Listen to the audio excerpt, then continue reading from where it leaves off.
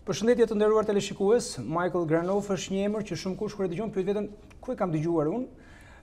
Më duket se e njoh, ka padyshim shumë të tjerë që nuk kanë nevojë të rëmojnë në kujtesë sepse emri dhe personazhi është shumë familjar. Në fakt, zoti Granoff është biznesmen amerikan, por edhe shqiptar, sepse ka marrë në shtetësi shqiptare. Është drejtori ekzekutiv i shoqërisë Pomona Capital, një shoqëri ndërkombëtare investimesh me një portofol prej 10.5 miliard dollar me zyra në New York, Londër dhe Hong Kong. Përpara karrierës në fakt në biznes, zoti Granoff ka punuar edhe në Kongresin e Shtetit Bashkuar të Amerikës, kurse me Shqipërinë e lidh të qenit që prej vitit 95 si kryetari i bordit të Fondit Shqiptaro Amerikan ndërmarrjeve dhe sot i Fondacionit Shqiptaro Amerikan për zhvillim. Për kontributin e tij, zoti Granoff është vlerësuar me medalet Urdhri Skënderbeut dhe Urdhri Nën Terezës. Zoti Granoff vjen her pas here në Shqipëri dhe këtë herë ai është i ftuari ynë. Zoti Granoff, mirë se erdhët në program. Thank you, Andrew. Thank you for having me. Faleminderit që më keni dhe mua. Zoti Granoff, përveç këtyre që numërova, ju jeni dhe antar i Këshillit për Marrëdhëniet me Jashtë, Council of Foreign Relations. Një think tank mjaft prestigjos ku bëjmë pjesë zyrtar amerikan, biznesmen. Po ashtu jeni drejtor në bordin e Grameen Bank në Shtetet Bashkuara, një institucion i mikrokredis, apo si quhet ndryshe banka e varfërve. Dhe jeni dhe drejtor në bordin e fondacionit Hanadi Rothschild, nëse e shqiptoj sakt. Jam kurios të di, si e gjeni kohën të vini në Shqipëri dhe sa kohë shpenzonin Tiranë në Shqipëri? Well, I come here twice a year. Vi këtu 2 herë në vit. One time on my own. Një herë vetëm. To try to meet with people dhe and get a mundohem sense for our takoj me projects njerëz and që punojnë meet me with projektet government tona. people and Punoj me qeverinë dhe të çoj përpara agjendën tonë. Dhe gjithashtu një herë në vit për një takim me bordin me të gjithë anëtarët e bordit dhe me stafin për të marrë vendimet që duhet të marrim për të çuar përpara punën e fondacionit. Kështu që 2 javë në vit për 25 vite. Ju po vini nga Shtetet Bashkuara. A është situata politike atje aq e trazuar sa e perceptojmë ne nga jashtë Shtetet Bashkuara, ndoshta për shkak të raportit Mueller, fakti që zëra demokrat brenda Senatit flasin për impeachment të presidentit, për garen mes demokratëve, javën që shkoi Joe Biden ju bashkua garës, njoftoi prezantimin e tij. A është apo jo kaq e Yeah. So I can try to address your question, which is a big one, in a couple of ways. The first is that polarization, polarizimi, ndarja, lack of trust in mungesa e besimit në institucione, të cilën po e vërejnë njerëzit në Shtetet e Bashkuara të Amerikës dhe në Shqipëri, janë pjesë e një prirje botërore. Siç e dini, në të gjithë botën po ndodh diçka e tillë. Në Shtetet e Bashkuara të Amerikës normalisht ndodhin të njëjta gjëra, duke qenë se jeni pjesë edhe si jeni. Dhe kjo është e vërtetë edhe në Shtetet e Bashkuara të Amerikës. Dhe këto prirje janë normalisht shqetësuese. Dhe besoj se edhe personat në qeveri dhe në biznes dhe qytetarët e tjerë duhet të kuptojnë se çfarë lloj shoqërie dëshirojmë dhe të veprojmë. Pra, çështjet që ju shihni në Shtetet e Bashkuara të Amerikës janë të vërteta, janë të thella, por nuk janë të pazgjedhshme. Në një nga intervistat e fundit që keni dhënë në televizionet shqiptare, ju keni uruar që zonja Clinton, të cilën ju e njihnit, edhe sepse jeni emëruar nga bashkëshorti i saj kur ishte president, Bill Clinton në 95-ën, uruat që të fitonte ajo, por në presidencën e Donald Trumpit, Amerika ka shënuar më shumë vende të reja pune. Jam korrekt? Për shkak të politikës Make America Great Again, o America First, politikave tregtare, apo pengesave për të delokalizuar kompanitë amerikane jashtë Shtetet Bashkuara?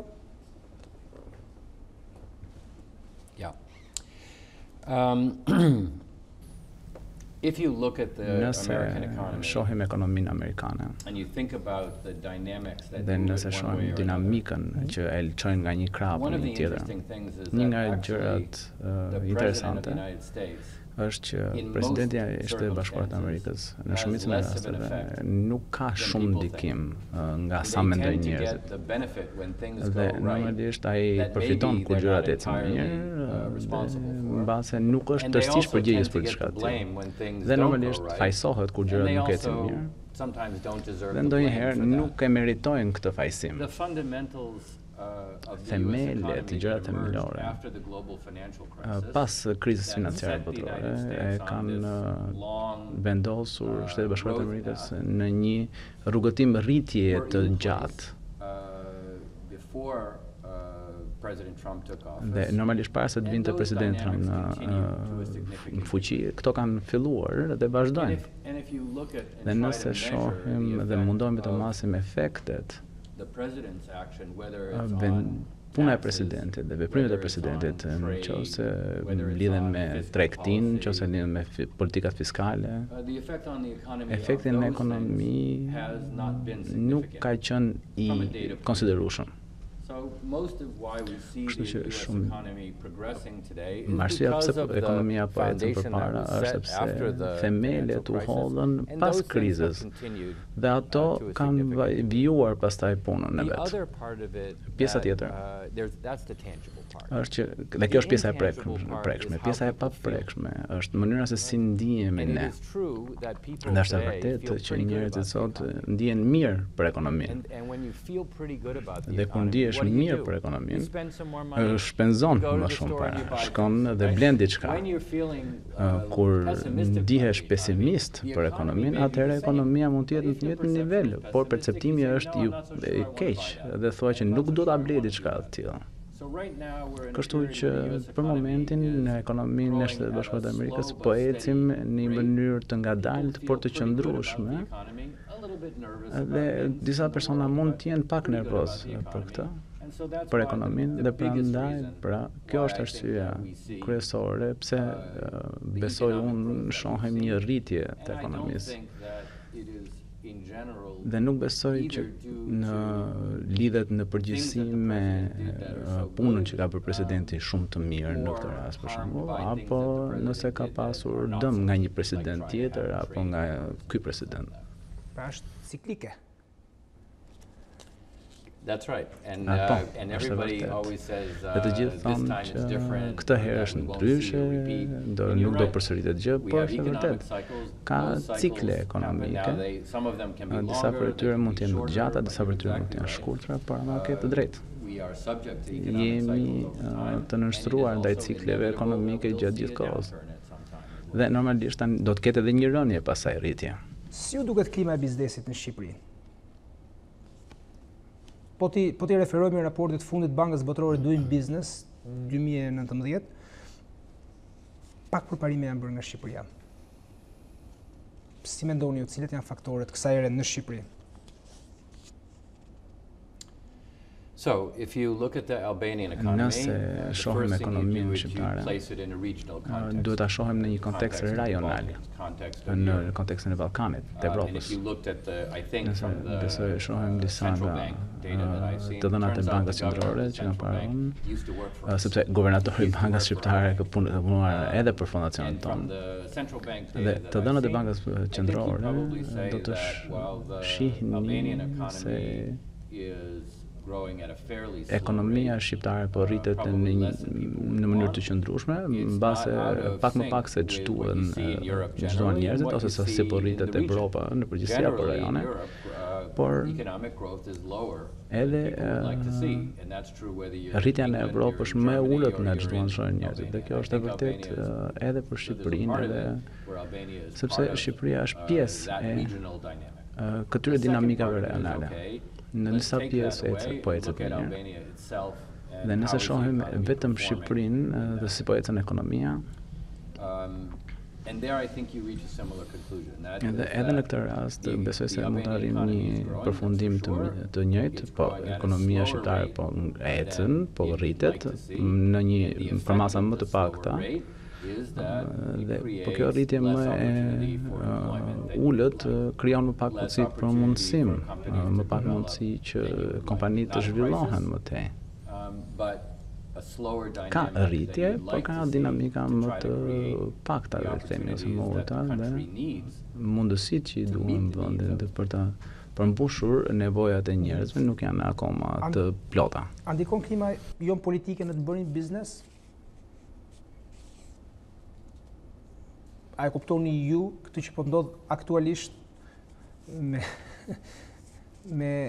djegjen e mandateve, me vullnetin për të mos marrë pjesë në zgjedhjet e ardhshme lokale nga ana e opozitës?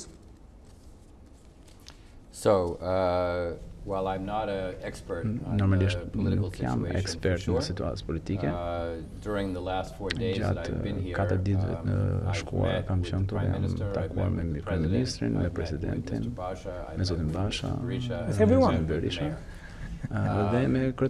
And I've known most of them for quite a long time. So I have an idea of how they think about things and the situation. And of course, you can't divorce the political dynamic from an economic dynamic. It's not a one-to-one relationship. That is, the economy is kind of doing better, let's say, than the political situation is. But they're clearly related. And again, when we talked about optimism and pessimism, people in the country, people thinking of investing from outside in the country, if they're feeling more concerned, more pessimistic, they invest less. If they're feeling more optimistic, they're going to invest more, both people with domestic consumption here, but also people considering investing from abroad. So does the current political situation have an economic dimension? Clearly it has an economic dimension. Do we know the magnitude of the economic dimension today? And the answer is no, we don't know it yet. As the situation goes on, if the opposition doesn't participate in the elections, if the situation goes on for a long time, not only will we be able to see the economic impact of all this, but we'll be able to measure it. And we'll be getting data over time from that same central bank, which will tell us not just what our opinions are, but will tell us, okay, the growth rate went from 3.2 to 2.2, and we'll be able to measure it. So in the end, you know, we have a saying in English that you're entitled to your own opinions, but you're not necessarily entitled to your own facts. In the end, there will be a set of facts that come out that will be reality, and that will be a reality that everybody's going to have to deal with. Kudo në Perëndim sot ka një diskutim kundër elitave politike, intelektuale, e tjerë. Në Shqipëri është transformuar pra është bërë një diskutim kundër klasës e biznesmenëve, një klasë e biznesmenësh, që etiketojnë në rëndom si oligark. A mendoni se ky është një shqetësim legjitim me sa njihni ju Shqipërinë? Apo ka një dozë populizmi, po e quaj naiv? If you allow me, I'd separate your question into two parts. The first part is about, I think, people's growing disillusionment and lack of trust in institutions in general. And this we see on a global scale. People have less confidence in political institutions, less confidence in business institutions, less confidence in educational institutions, because in a way they feel that the elites, let's say, have failed them.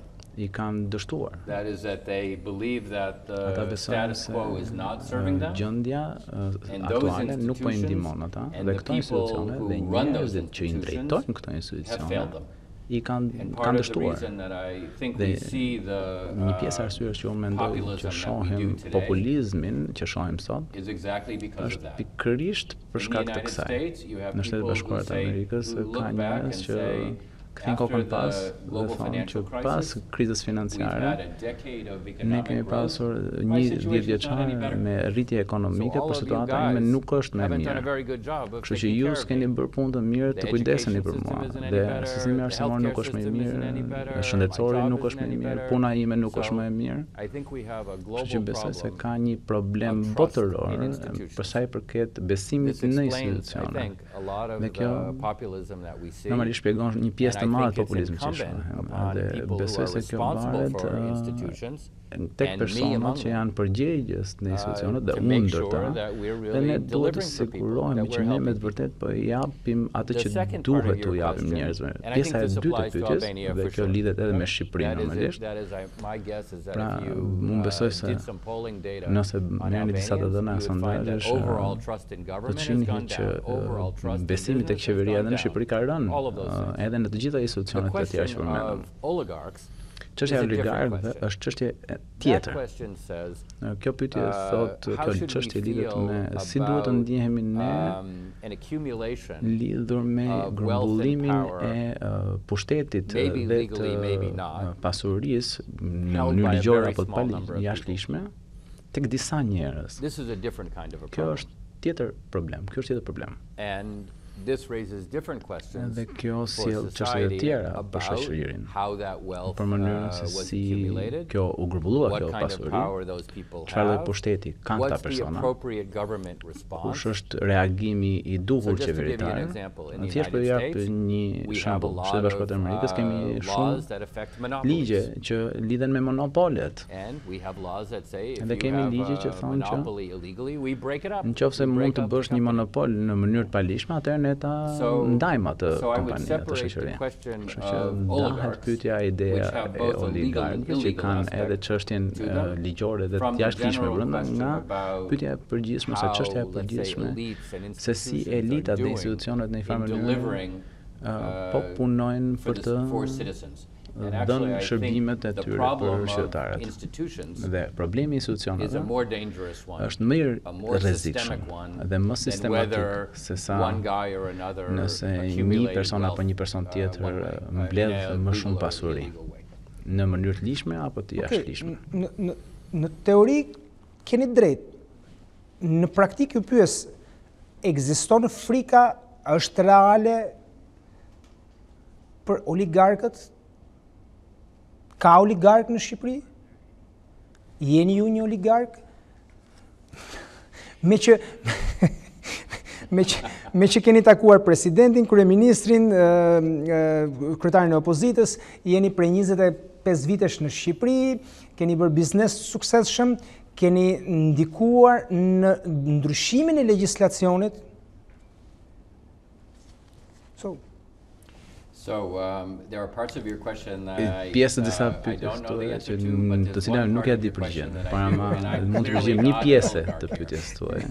Dhe arsyeja është që duhet të dini që puna ime në Shqipëri për 25 vite është tërësisht vullnetare. Unë them shpesh njerëzve që duhet më rrisin rrogën 2 fish, sepse rrogën e kam zero. Kështu që normalisht nuk jam oligark. Ju bëj një pyetje lidhur që ka të bëjë ndoshta edhe me këtë akuzën që i bëhet një shtresë se biznesmenët Shqipërisë si oligark. Si e gjykoni ju prirjen e qeverive shqiptare të përforcuar sidomos kohët e fundit për t'u drejtuar gjithmonë e më shumë formulave të partneritetit publik-privat, ku tia ka qenë një shembull i sakt, një shembull shumë i sakt i kësaj, shumë i qartë i kësaj, por dhe shërbime siç janë ato në shëndetësi. Nga pikpamja strikt financiare, a ka kufi që përcaktojnë kur këto formula janë të leverdishme për taksapaguesit edhe kur bëhen të dëmshme? Ose korruptive? Atëherë, është pyetje me rëndësi sepse në disa herë në anglisht themi që nuk e hedhim në banjë beben me gjithë ujin e banjës. ajo që do të them është që ideja e partneritetit publik-privat është diçka pozitive dhe shumë e fuqishme që i lejon qeverisë të bëjë gjëra që mbase nuk i bën dot vetëm.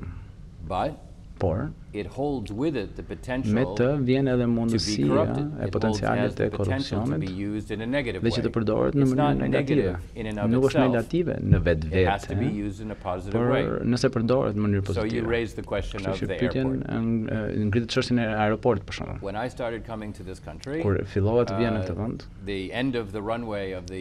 fundi i aeroportit ishte me kaldron. Vendi nuk kishte mundësi vetë si qeveri që të ngrinte një aeroport të ri, që t'i lejonte qytetarëve të vetë të bëshin pjesë e botës ku donin të bënin pjesë.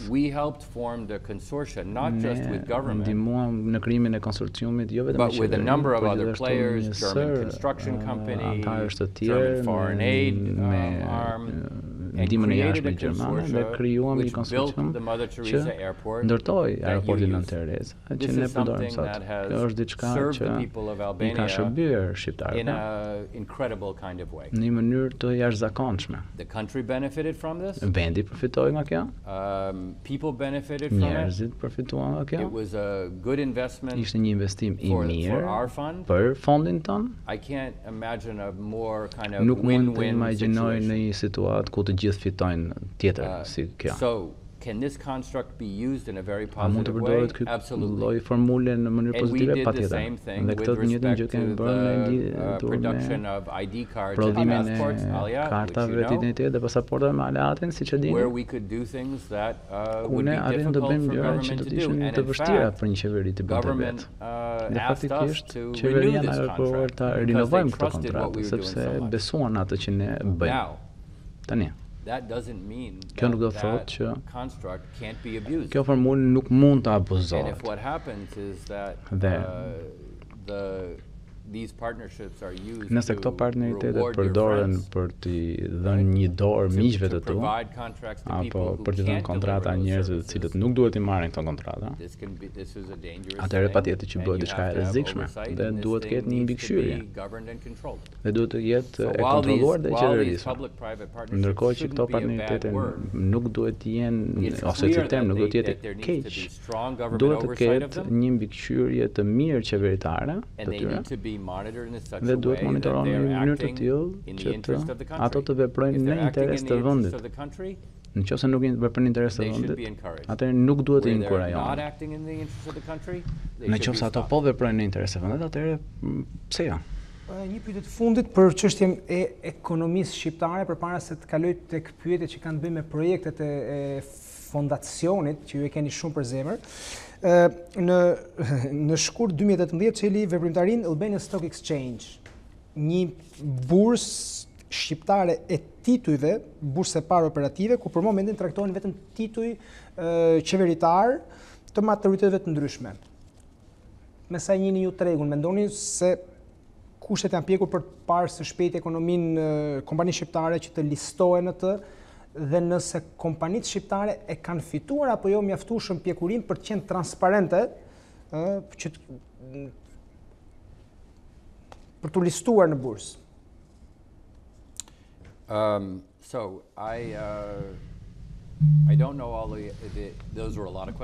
Janë shumë pyetje këtu, normalisht, dhe nuk ja di përgjigjen të gjithave, por po ju jap disa përgjigje.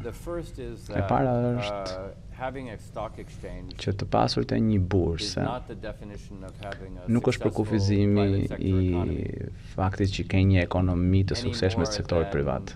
Në të njëjtën mënyrë, pra nuk mund të pretendosh që ke demokraci vetëm nëse ke zgjedhje. Pra duhet të kesh një sër themelesh institucionale që krijojnë rrethanat që të kesh një sektor privat që punon dhe zhvillohet mirë. Nëse shohim rritjen e Shqipërisë gjatë 10 viteve ose gjatë 25 viteve të shkuara, cilësia e jetës për shumicën e shqiptarëve është përmirësuar në mënyrë dramatike. Dhe nuk ka pasur një bursë deri tani. Kështu që mos mendojmë që bursa është diçka e nevojshme e sektorit privat në Shqipëri. Nëse institucionet i maturojnë ashtu siç duhet, piqen ashtu siç duhet, ku ne mund të kemi një bursë të funksionale dhe që bëhet mënyrë e mirë për kompanitë për të gjeneruar fonde dhe kapital, atëherë në rregull. Por ama nuk është thjesht që ti vën një ekran të madh dhe i lejon të tjerët të tregtojnë. Nuk bursa është si tip icebergu, ajo që sheh është maja, janë ato gjithë çmimet që keni aty për aksionet. Në mënyrë që të kesh një bursë efektive, duhet të kesh atë pjesën tjetër, atë 90 atë icebergut që është nën ujë, që lidhet me kuadrin rregullator, me kuadrin institucional, me transparencën dhe me kërkesat për transparencë, me aftësinë e qeverisë që të analizosh këtë transparencë të kompanive. Shpesh më pyesin pse vinë njerëzit për të investuar në Shtetet Bashkuara të Amerikës, sepse kompanitë amerikane nuk është se ato janë më të mira se sa kompanitë evropiane apo kompanitë më të tjera. Arsyeja është që kemi kompani më të mëdha, por pjesë e madhe e arsyes është që pse investohet në Amerikë është sepse është mënyra ose kuadri rregullator që kemi, sepse njerëzit na besojnë për shkak të saj dhe besojnë se investimet janë të drejta dhe të barabarta për gjithë. Kështu që nëse do të vlerësojmë nëse është kohë e duhur për të hapur një bursë në Shqipëri, përpara sa të bëjmë këtë pyetje, duhet i përgjigjemi të gjitha këtyre çështjeve dhe pyetjeve të tjera. Duhet i përgjigjemi dhe për të përgjigjer gjitha këtyre, dhe kur të jemi përgjigjur pozitivisht, atëherë ka ardhur koha. E nëse e hapim para kësaj nuk është e pa përshtatshme, por rreziqet janë të mëdha.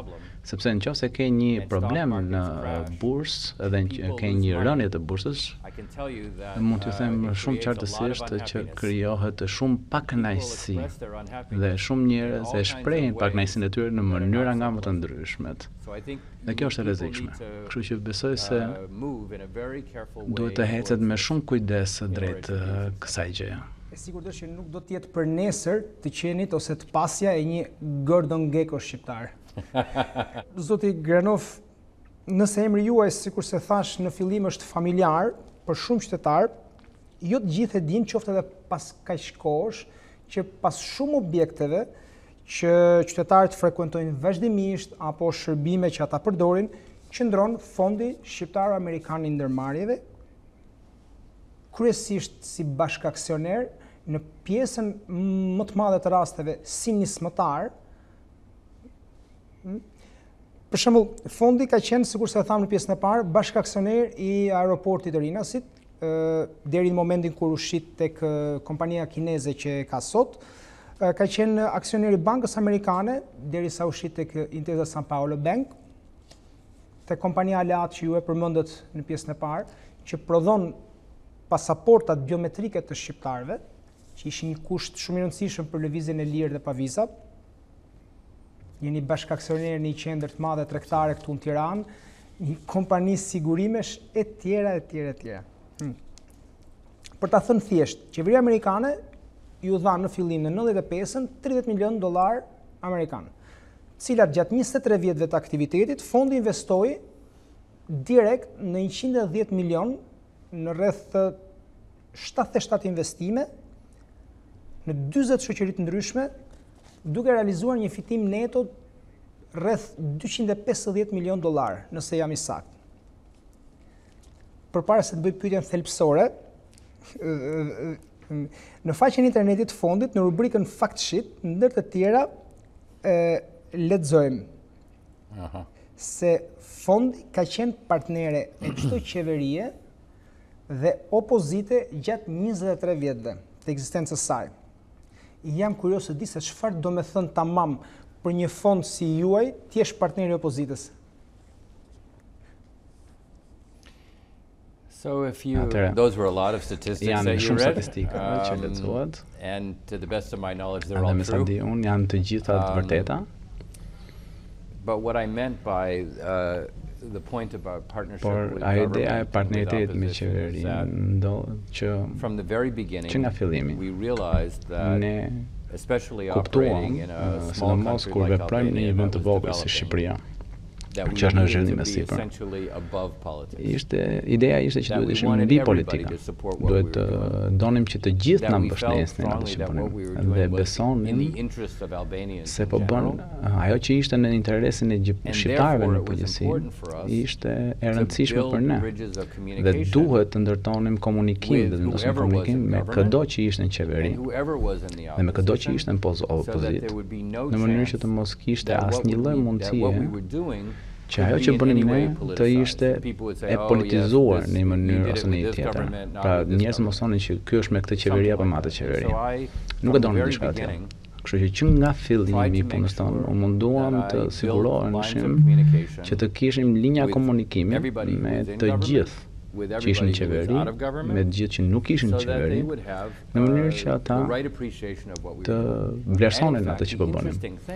Dhe gjë interesante është që normalisht nuk ka nevojë ta them. Ju jeni pjesë e CNN, Shqipëria është një vend goxha i politizuar, por është interesante kur shohim se gjatë 25 viteve çdo parti politike, çdo opozit ka mbështetur atë që kemi bërë ne dhe nuk ka qenë asnjëherë kritike për punën tonë. Pse ka ndodhur kjo? Sepse ata kanë kuptuar me kalimin e kohës që faktikisht ajo që thonim ne është e drejtë dhe bëm gjëra që ishin në përfitim të vendit në përgjithësi dhe që nuk duhet ishin çështje politike. Dhe kështu që ata e nxorën nga agjenda e tyre politike dhe na mbështetën. Dhe duke qenë se na mbështetën edhe ana tjetër, dhe ne nga ana jonë donim që ti punonim me ta. Sepse normalisht shumë thjesht të kritikosh dikë që është në qeveri apo në opozitë, por ne gjithashtu duhet të inkurajojmë ata të bëjnë punë më të mirë për vendin e tyre. Dhe unë normalisht nuk kam asnjë problemi që ata të marrin merit për punën që bëjnë, sepse ne po i bëjmë gjërat së bashku dhe po i bëjmë për të mirën e vendit. Kush do të ishte aq kurajoz në opozitë apo në qeveri që t'ju kritikonte ju, ndërkohë që pas jush në origjinë qëndronte qeveria e Shtetit Bashkuara? You know, I'll tell you honestly, we had a lot of people looking at us. There's a way in which we were a big fish in a small pond.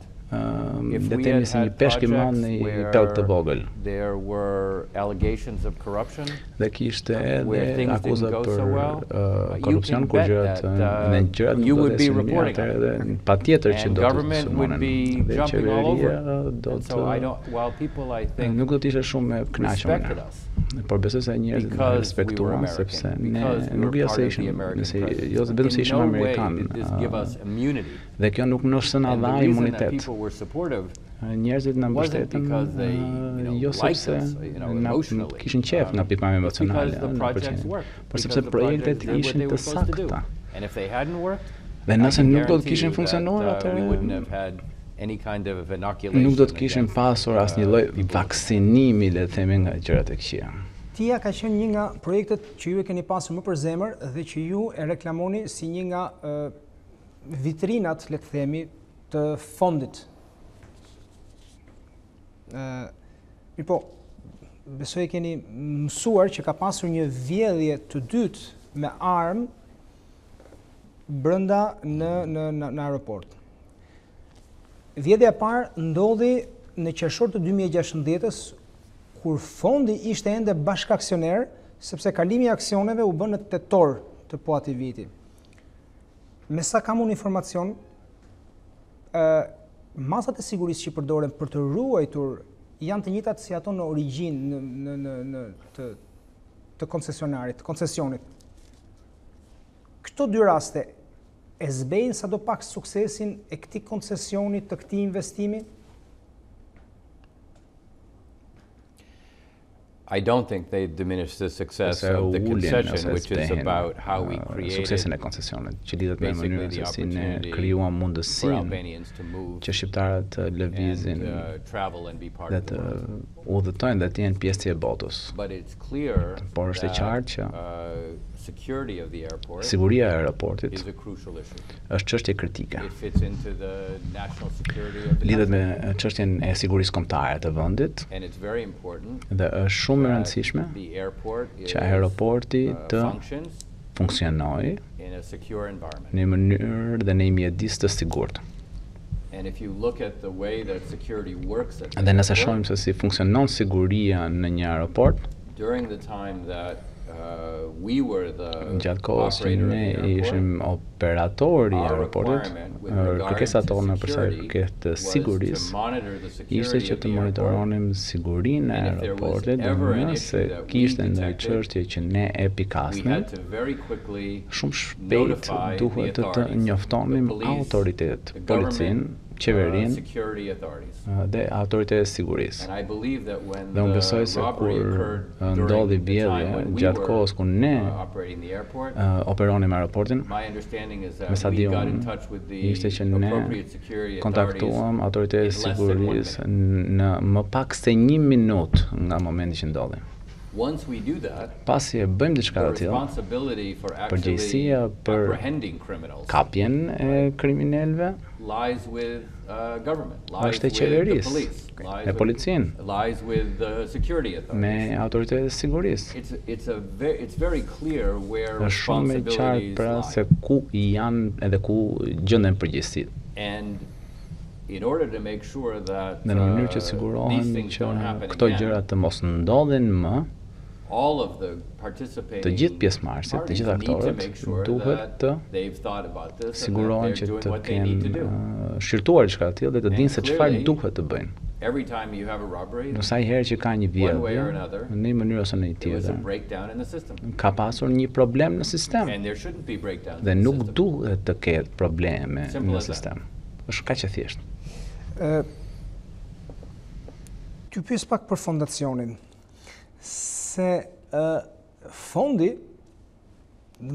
Shqiptaro Amerikan ndërmarrje dhe si çdo fond investimesh ka një afat kohor për të bërë investime, për të hyrë në marrëdhënie biznesi me kompani të tjera.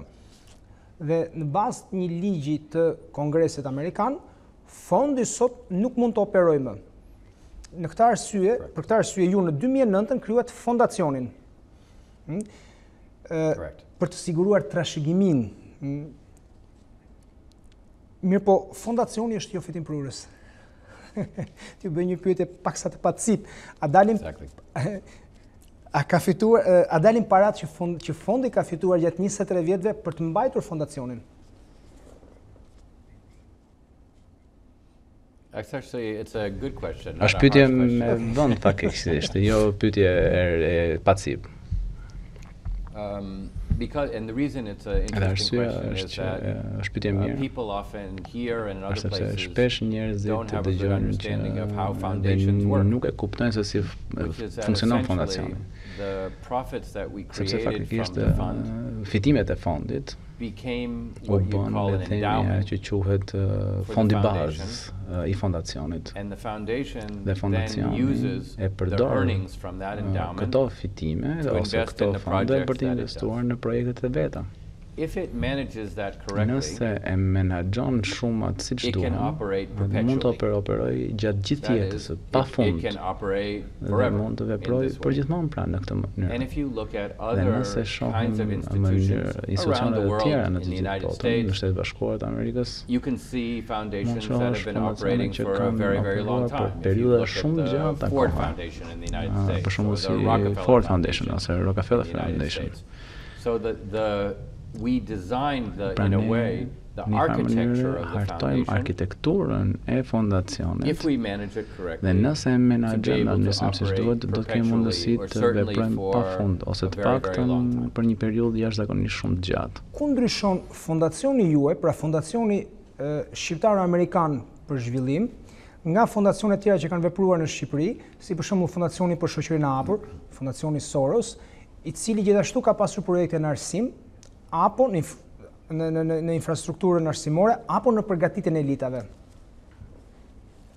Si që ju bëni? Well, first I have to tell you that I know a decent amount about our foundation. Di shumë gjëra për fondacionet tonë. Di shumë gjëra për fondacionet e tjera, faktikisht. Both in terms of what their architecture, si nga pikpamja e arkitekturës së tyre, strukturës, edhe cilat janë qëllimet e tyre. So our goals are very clear. Qëllimet tona janë shumë të qarta. Nuk duam të jemi politik. To try to promote private sector development in a very broad-based way. Zhvillojmë sektorin privat në një mënyrë shumë të gjerë. And to be perpetual. Dhe që të veprojmë për një periudhë gjatë kohë. And lastly, dhe së fundmi, we were going to look at our effectiveness. Ne e shohim efikasitetin ton through a very, very strict lens përmes një pikpamje shumë të ngushtë ekzekutimi, dhe jo vetëm me qëllime të mira, por që faktikisht ta kemi aftësi të ofrojmë rezultat. I think it's not necessarily an issue of other people operating in Albania, but if you look at the philanthropic sector in general, if you look at foundations around the world,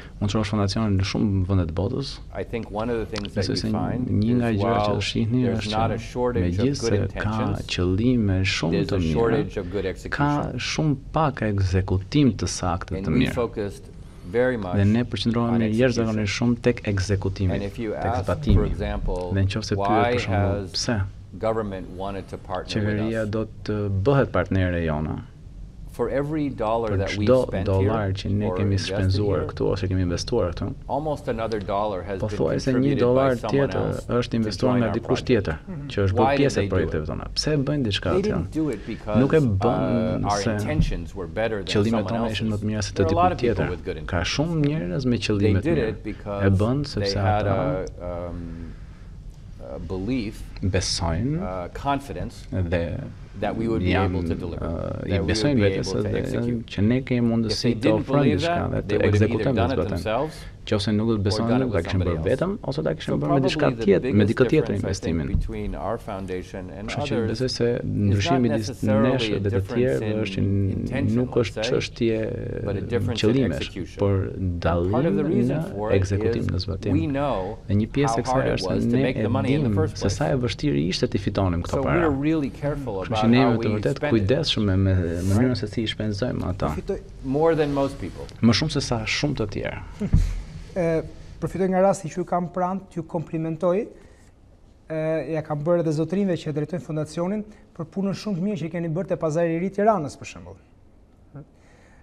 Dhe një gjë të tillë për shembull e keni bërë edhe në Korçë, pazari i Korçës. Dhe nëse do t'i quanim investime në thonjza, ato që ka bërë fondacioni do të kishim përveç pazarit të ri të Tiranës, pazarit të Korçës, planin e menaxhimit integruar të Butrintit, fototekën Marubi, zona për zhvillimin e biznesit në Berat, Korçë, Shkodër. Lista është e gjatë, madje po punoni dhe për legjislacionin e atyre që quhen BID. Zona të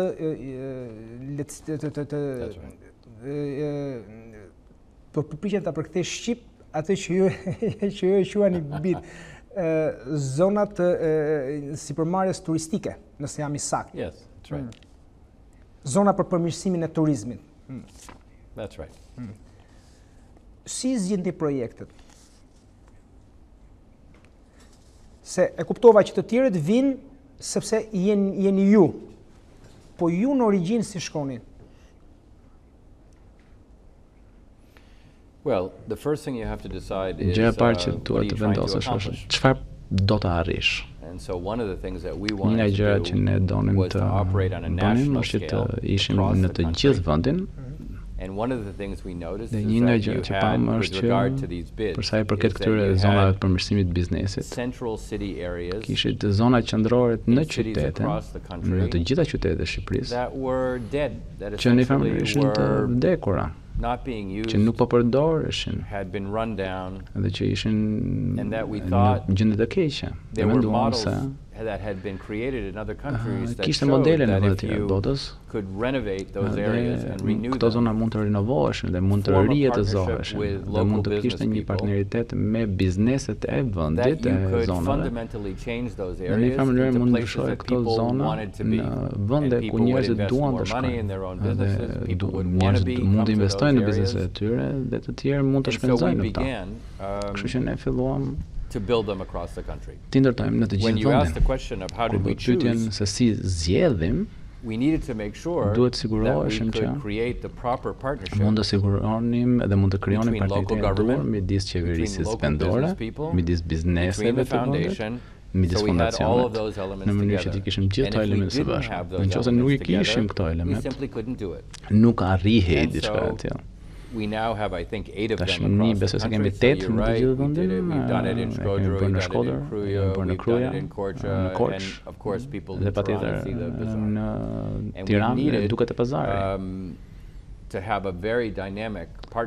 ideja është të kishim një partneritet dinamik me të gjithë aktorët në mënyrë që diçka e tillë të funksionojë. Këto vide nuk janë projekte infrastrukture, nuk është thjesht një asfaltim rruge dhe njerëzit vinë aty. Ideja është që ne ndryshojmë të gjithë natyrën e zonës, nëse shihni për shembull zonën e pazarit në Tiranë që ne e bëm së bashku me kryetarin e bashkisë dhe qeverinë dhe bizneset e vendit aty. Ky vend nuk është vetëm më mirë se sa ishte, por diçka tërësisht ndryshe, është i transformuar. Një vend ku njerëzit duan të shkojnë dhe duan të vinë. And that's again goes back to your question. If we can do that, you can see the impact. Mund të ndikimin, mund të ndjesh ndikimin, mund ta prekësh ndikimin, njerëzit duan të jenë pjesë e punës tënde dhe duan të investojnë me ne, që të bëjmë më tepër si ta. Keni një strategji afatgjatë për projektet e fondacionit? We think we're going to be here for a really long time. Do jemi këtu për një kohë shumë gjatë normalisht. So we have to think about projects. As we think about projects, we think about do they make sense in terms of our strategy of where we can have a catalytic impact? Also, if they work, can we scale them over time? So, for example, when it came to these bid projects, when we started with the first one, we didn't have one question, we had two. The first question was, with this model work, could we make it work in Albania? But the second question is, if it did work, could we scale it? Could we do it in many other places? Could we make it that much bigger? And those are the questions that we apply in general to projects that we're doing. Can we make the project work, this part of the project work? Can it be catalytic? Can it change things? And if it can we scale it over time? Because we're going to be here a very long time. Longer than any government, longer than any opposition. The people that will work for us someday in the future probably haven't even been born yet. Akoma nuk kanë lindur mbase. Që bëj një pyetje për pazarin e ri me që e përmendet vetë. Marrëveshja për pjesëmarrjen tuaj për pazarin është nënshkruar diku në prill të 2015-s, në qershor pati zgjedhje. Pra ju e nënshkruat me Lulzim Bashën, e realizuat me Erion Velien dhe sot zoti Velie, kryetari i Bashkisë Tiranës, merr meritat e kësaj. Ju vjen keq për këtë? Apo jeni altruist dhe ja lejonit meritën ta marrin të tjerët? Actually, I think that faktikisht more of a credit to besoj se është më tepër merit për Shqipërinë. What I mean by that is the project was a good projekti ishte projekti mirë. Kështu që mbështetet nga zoti Basha kur ai ishte kryebashkiak. Dhe kur Velia u bë kryebashkiak, nuk bëri atë që bëjnë shumë politikanë, që e hedhin kosh, atë që ka bërë paraardhësit. Por ai e pa dhe tha që është diçka që duhet ku mund të marrin pjesë. Dhe siç thash më parë. We have no problem Ne nuk kemi asnjë lloj problemi të ndajmë meritën me personat që bëjnë gjëra që janë të mira për vendin. Unë kam punuar në qeverinë tonë dhe kuptoj që si mund funksionon politika. Kështu që shpresoj të kemi akoma më shumë situata ku politikanët të marrin meritë për atë që kemi bërë, sepse do thotë që ata po bëjnë diçka të mirë për vendin. Dhe pjesa e dytë që thotë që lidhet me ligjin e bidëve. Dhe kjo është e rëndësishme, sepse është një anë tjetër e rëndësishme që shumë fondacione nuk e bëjnë faktikisht. Ideja është që ne pam projektet, jo vetëm në vetvete, si projektet veçanta, por në mënyrë më të gjerë, përpara se ne mund të mundësojmë të tjerëve të bëjnë gjëra të njëjtë, të ngjashme. Si mund të perfeksionojmë ose si mund të krijonim një kuadër ligjor që këto lloj projektesh të mund të zgjerohen, të rriten më tej. Dhe shumë fondacione nuk e bëjnë diçka të tillë. Ne kemi pasur sukses të punojmë me qeverinë dhe nuk e di që të ketë fondacione të tjera që ta kenë arritur diçka të tillë. Dhe ne kemi për këtë disa herë, së pari në hartimin e ligjit të ri për trashëgiminë kulturore, që t'i lejojë zhvillimin e mëtejshëm të blueprintit dhe zonave dhe siteve të tjera të rëndësishme të trashëgimit kulturor. Dhe gjithashtu ai që quajmë ligji për bidët, që është kuadri ligjor, në mënyrë që jo vetëm ne t'i krijojmë këto zona, por edhe të tjera. Dhe nëse ndihmojmë me krijimin e një strukture ligjore, besojmë se do të jetë kontribut i madh për vendin. E keni bërë këtë në fakt me sa kam ndjekur intervistat tuaja, edhe kur përpara se të krijonit bankën amerikane, mendonit se ishte e nevojshme për ju në radh parë dhe më pas për krejt sistemi bankar shqiptar për të pasur një kuadër ligjor më strikt, më të rregulluar. Jam korrekt? Yeah, you are. And obviously when you read about business people, faktikisht kur lexon për shumë persona të biznesit, në 99 raste nga 100 ata ankohen për legjislacionin dhe jo kërkojnë legjislacion. And sometimes they're right. Në ndonjëherë ata kanë të drejtë. In this case, në këtë rast, Albania is a place that is a developing. Shqipëria është një vend që është në zhvillim dhe është e rëndësishme që të zhvillohet me një kuadër mirë ligjor. Kështu që në mënyrë bizneset të rriten në mënyrë transparente, kështu që është vërtet. Ne ndihmuam Bankën e Shqipërisë në kohë të harton të një mjedis rregullator që do të krijonte mundësi për një sektor të shëndetshëm bankar. Edhe që ta bënte më të thjeshtë në një mënyrë për konkurrentët tanë. Ky është kontributi që ne mund të bënim në atë moment. Javën që shkoi, ju keni pasur takime në Ministrinë e Arsimit, në Ministrinë e Kulturës gjithashtu. Pse? Keni projekte të përbashkëta? Kemi shumë projekte faktikisht, kemi shumë projekte në arsim, gjëra që po mundohemi të arrijmë. Ministria e Arsimit është një partner jona pothuajse në të gjitha këto projekte. Ministrët kanë qenë partnerë shumë të rëndësishëm tanët. Ministria e Re e Arsimit ka kaluar goxha kohë me mua gjatë javë. Dhe partneriteti jonë është goxha i ngushtë, goxha i fortë.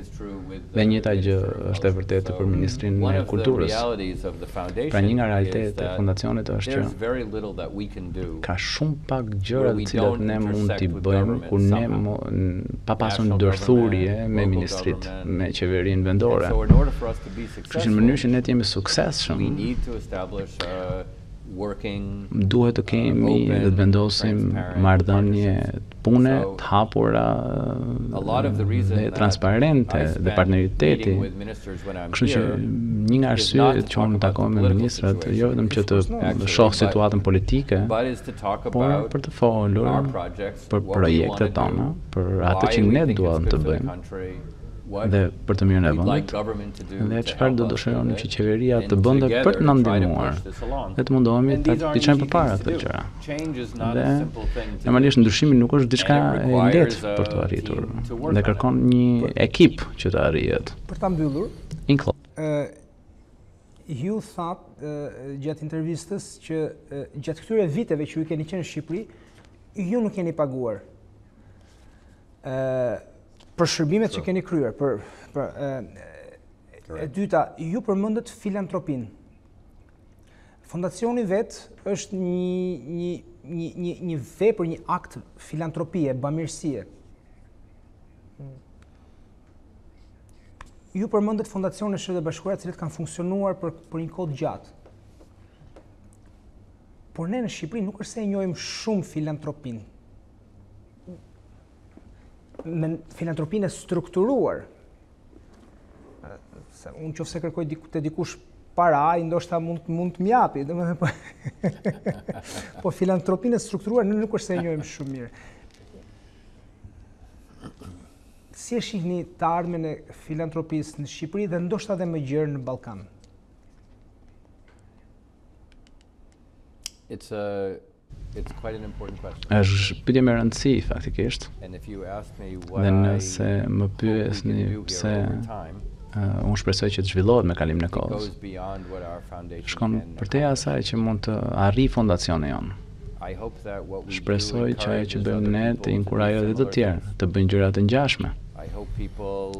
Shpresoj që njerëzit të përdorin strukturat që ne kemi krijuar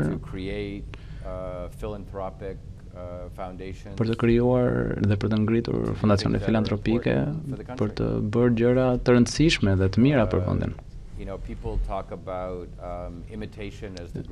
Normalisht njerëzit thonë që imitimi është forma më e bukur e pëlqimit. Pra, nëse ne arrim të rrisim shumën e filantropisë së përgjithshme në vend, atëherë do të mund të themi që kemi qenë një shembull i mirë. Dhe këtë do ta shija normalisht si një sukses të jashtëzakonshëm të fondacionit tonë. Zoti Granoff, unë falenderoj shumë që ishit këtu me ne. Thank you, Andrew. Nderuar teleshikues, mbas kësaj bisede dhe interviste me kryetar bordi Fondacionit Shqiptaro Amerikan për zhvillim, zoti Michael Granoff, unë ju kujtoj se i Ftuari vjen sërish të njëjtën, deri atëherë bashkë përpafshim.